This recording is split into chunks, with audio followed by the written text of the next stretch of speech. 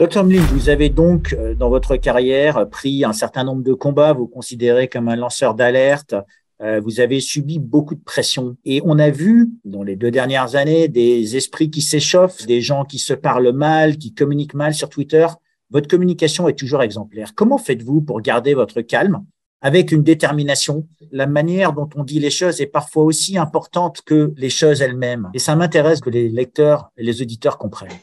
Mais il y a plusieurs raisons. Il y a déjà l'éducation que mes parents m'ont inculquée de l'autre côté de la Méditerranée. J'ai grandi dans les arts martiaux, dans le karaté Shotokan. Donc, si vous connaissez un peu le karaté Shotokan, c'est une discipline et un état d'esprit. C'est un état d'esprit, un code moral qui est basé essentiellement sur le respect, même de l'adversaire. On ne parle jamais d'ennemi, nous.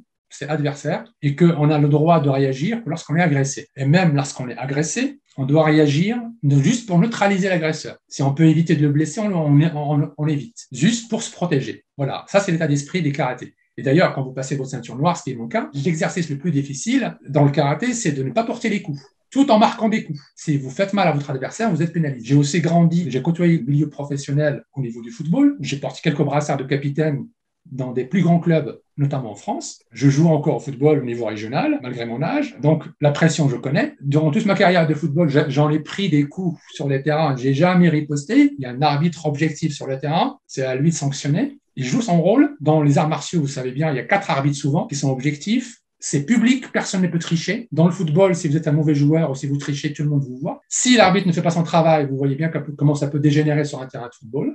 Moi, c'est ce qui se passe dans les hôpitaux. Il n'y a pas d'arbitre.